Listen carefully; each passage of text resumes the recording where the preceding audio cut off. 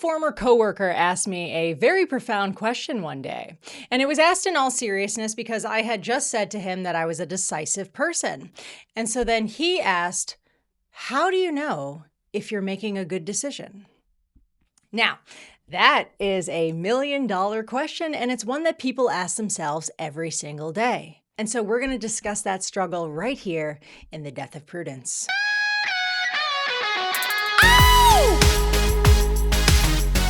So prudence isn't a word that you hear that often. It is a type of wisdom. There are two types of wisdom. The last video we covered theoretical or transcendent wisdom, not in depth like Aristotle or Augustine, just why it is missing in general. So wisdom does not exist in subjective reality. It can only exist with objective truth. Now, maybe you're a Nietzsche fan, and I'm not going to go into his philosophy in this video, but if you know him, he didn't believe in traditional wisdom. So he believed that truth was just your own perspective, and our narratives are how we interact with the world. So if you are familiar with him, you'll be able to see as I go through what his philosophy and some others have done to modern America. So when we threw out objective truth, Sophia wisdom, what went with it was prudence, which is practical wisdom or wisdom in action. It can't even exist anymore. Okay, we used to be able to describe somebody as a prudent person. That's now an archaic word. It meant somebody who shows careful judgment or shows care or thought for the future. To judge or evaluate something, there must be a standard to judge against, to hold somebody to. Now, when a word falls out of disuse, there's almost always a reason. So when I was writing up this series, I was trying to fit together what would go best where, okay? So we are going to talk about overthinking, the fear of failure, and a few other things in here. I had to ask myself, why do we not want wisdom? Beyond just the depth and the time factor, what else is there? And so I realized that the answer to this question is the same reason we have no accountability or shame in the nation. We don't want to be judged. We don't want to be held to an external standard. We just don't want to. Because acknowledging wisdom requires acknowledging its opposite, which is foolishness. Now, to avoid this sting of negative moral judgment, society has rejected objective standards.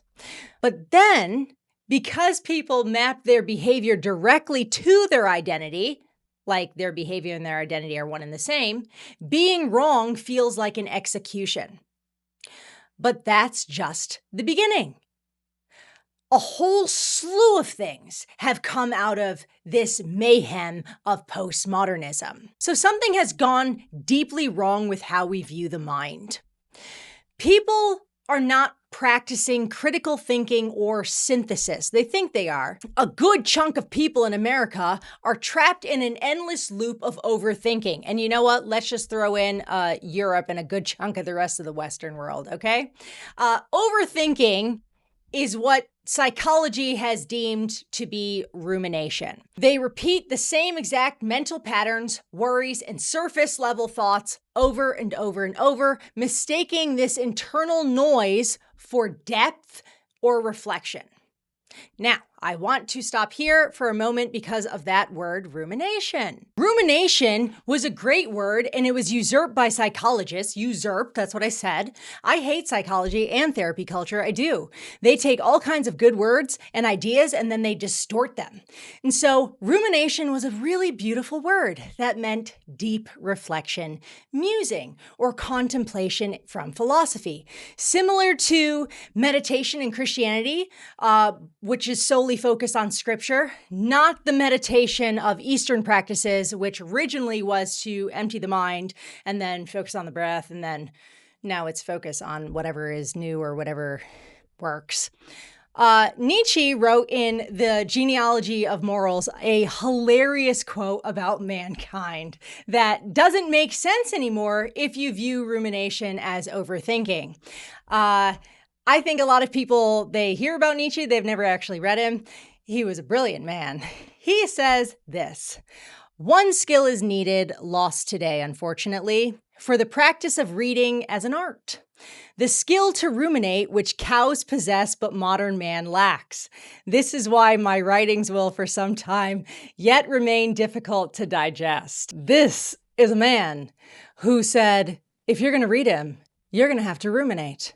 You're going to have to do some deep thinking. So thinking is a mental action with the purpose of solving a problem.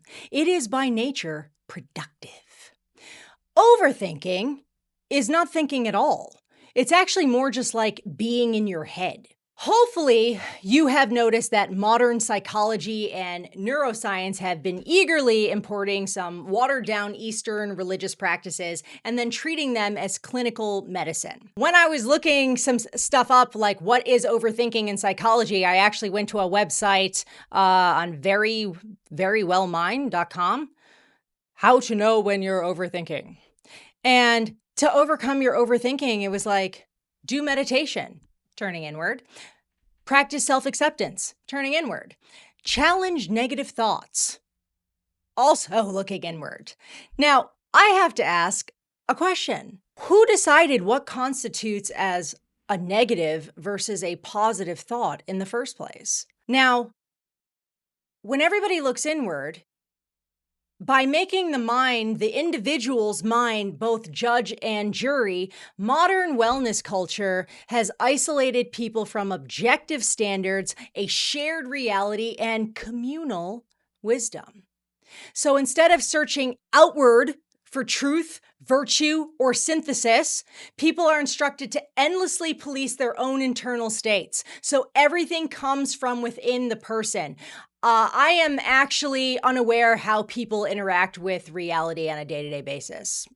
I really don't understand it because what's ended up happening is it's led to like a mental gridlock. Why? Though we have developed an inward obsession, society is still placing external demands on us. Now, this creates a very profound, exhausting contradiction because they're both in complete opposition with one another. One side will have optimize for your inner peace, right? This will be relentless self-monitoring and mindfulness practices, your inner state. On the other hand, we'll have optimize for maximum material output. That will be like productivity, content consumption, or just your basic and economic survival. Internal, external, both of them two heavy hitters. And so we have human minds that are actually snapping under the weight of this kind of friction and the contradiction. So people are being forced to maintain a state of hyper productivity on the outside while they're constantly auditing their internal state on the inside. And because neither demand offers a true framework of wisdom, people are left mentally exhausted. And then they are repeating the same fragmented thoughts without ever reaching action or synthesis or integration. Choose whatever word works for you. So I know some of this is, you're like, this is just so much. This is deep because people are teaching you for an extended period of time loads of contradictions. And I'm telling you, this is why people are breaking. So how have people actually been attempting to navigate this void? This is where I think things get truly fascinating because what we are watching play out in real time is this strange, like bastardized afterlife of postmodernism. Nietzsche famously prophesied the arrival of this Ubermensch, right? The overman who, in the absence of objective truth, would possess this immense psychological fortitude to stare into the abyss, reject all inherited societal values, and then forge their own values purely from within through sheer strength of willpower. Before I started my channel, I honestly didn't understand why so many people spend hours watching other people's commentary videos on YouTube. I would read through people's comment sections and I would see people repeatedly saying things like, oh, I just loved hearing the perspective of the creator that they followed. And I found that fascinating because my immediate question was, wait, if we are all supposed to be creating our own values, Why on earth would you care so deeply about some random person's perspective? Then it clicked. You see it all over the internet. Let me show you an example. I pulled this from Reddit. This guy says, his question, does Nietzsche specifically say how creating your own values can be achieved? Or does he just focus on the importance of doing it? He then goes on to say, I'm not a student of philosophy, but am reading on my own, hoping to find a philosophy that can help me. So far, most philosophy has been describing why a society or idea is good, not how it can be achieved. Now, let me translate for you what this post is actually asking.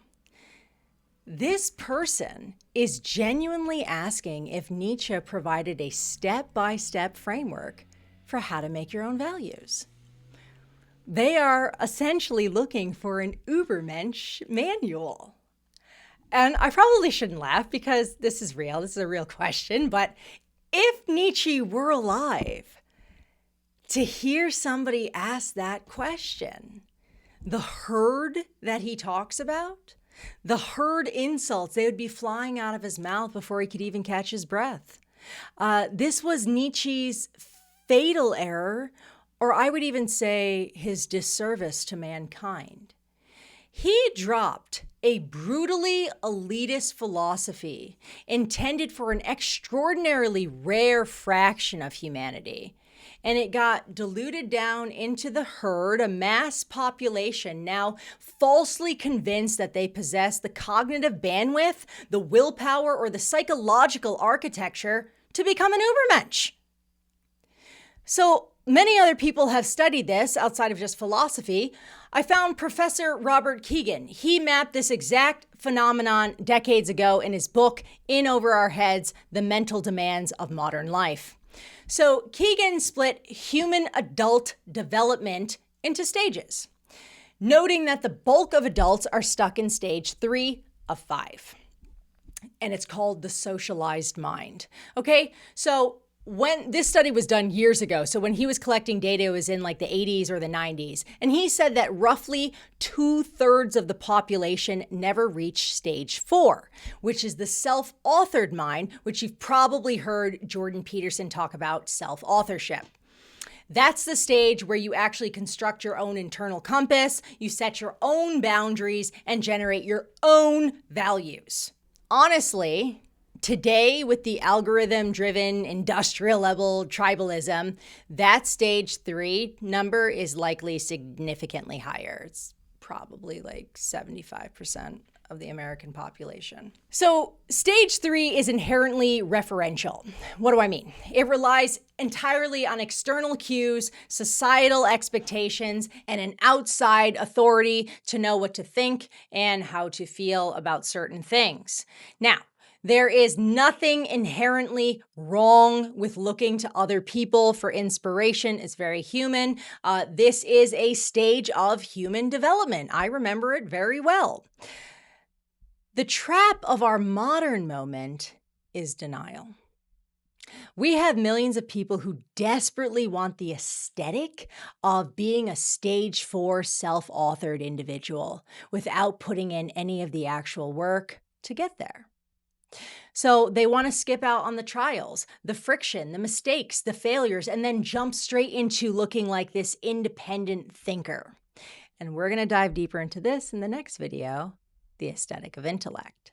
But before that, what happens when a population rejects parental advice, abandons traditional institution, but yet they know deep down that they don't have the slightest clue of how to forge their own values, yet still refuses to do the hard work of self-authorship? Well, now with the internet, they go online. And they don't build a framework like an Ubermensch would. They go shopping for one. So instead of taking the responsibility of self-authorship, they substitute it with the drive-through mentality and menu of prepackaged listicles, viral red flags, 10-step formulas. So I had to ask Why are people so utterly obsessed with these listicles? 10 red flags to look out for in your second or third spouse. Or 5 steps to never making another mistake in your life again. 20 undeniable signs he's into you. With 2 fortune cookies, 2 just in case the first one doesn't work out. And the reason for this is because people aren't consuming formulas to gain wisdom. They are buying insurance against personal blame. When you operate within an external, broad framework, not somebody's 10-step formula, you actually retain agency. People think that they lose freedom in frameworks. You gain it, but agency means accountability. Now, if you make a choice within a framework and it blows up in your face, what ends up happening is you have to look into the mirror and acknowledge something. You have to say to yourself, I miscalculated. I made a bad judgment call. A formula, on the other hand, that gives you an alibi, gives you an out. So the second somebody adopts a 10-step checklist, what they're essentially doing is offloading their humanity onto some sort of system. If, let's say, this checklist that they get, if the relationship fails or the job offer collapses, they can just, be like, oh, well, I did everything right. It's not me. I ticked off all 10 boxes. It's not my fault. They broke the rules. Everybody. They. Everyone else, not me. The blame game. Formulas allow people to play the perpetual innocent victim in their own lives, rather than taking the risk of practicing real-time discernment. I don't think this next part applies to everybody, but unfortunately it applies to too many. So for some people, underneath this whole obsession with formulas lies a really deep unspoken panic. And it's the belief that making a mistake is an existential catastrophe. Because modern culture has fused identity directly with behavior, any bad choice is no longer viewed as just behavioral feedback. People will take it as a moral execution of their self-worth. People have now been conditioned to believe that if they make an error, it proves that they're fundamentally broken. Now, this is where I first heard that people say that shame is about the person. And I was like, where does that come from? It comes from therapy culture, not the dictionary. Because of this, for safety, what they'll do is they'll retreat into a type of hypervigilance. They'll look for rules, red flags, and external scripts to guarantee that they never have to suffer conflict, heartbreak, or failure. Now, here is the truth that formula seekers are running from. Most mistakes are not fatal, guys. You can turn most things around and or pivot in real time. I don't know anybody who's lived a mistake-free life, and I also don't think that it's necessary going around saying people are not perfect. That really bothers me because it's obvious that people are not perfect, so we don't need to remind ourselves, yes, we're not perfect. Practical wisdom, phronesis, was never about building an error-free existence. It is just the capacity in real time to step out, take chances, make a decision, read the outcome, and if you mess up, which many times we will, have the maturity to clean it up, apologize, course correct, and pivot. But when you demand a 10-step formula for every single human interaction, you're not eliminating risk. You're actually eliminating your own humanity. You're turning yourself into some kind of machine. Because what ends up happening is you trade real-time presence, intuition, character, and all that other human stuff for the illusion of safety. So my last pearls of wisdom here. For a distinction, failing at a task means that you actually tried. You stepped into reality, you exercised your personal agency, and you gained a hard-won lesson. That's why I have this art on my wall, you are great even if you fail. Because if you fail, you at least tried. The flip side is failing at life, which for too many means you're not even living. It's sitting on the sidelines, hoarding up listicles and courses, terrified of judgment, and letting overthinking paralyze you forever. So when a culture becomes too terrified to practice real prudence, but still desperately demands the social status of being seen as a smart, independent, and wise thinker, then people make one final desperate trade. Society gives up on being intelligent and settles entirely for looking intelligent. Which brings us to our next case study, the aesthetic of intellect. Join me on the floor and let's see what you can do. Is it just for show? Say, girl, can that body move?